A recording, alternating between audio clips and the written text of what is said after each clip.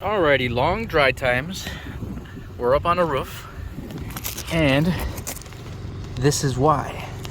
There's a bird screen here that's not supposed to be on dryer vents. This bird screen, as you can see, just gets clogged because of these tiny little squares. So there's just no way that all this lint can pass through it. It's super wet. I mean, just tons of water and lint in here, which doesn't allow all this lint to come out. So it does not need it since there's a flap there. So let's get this one cleaned out, see how bad it is.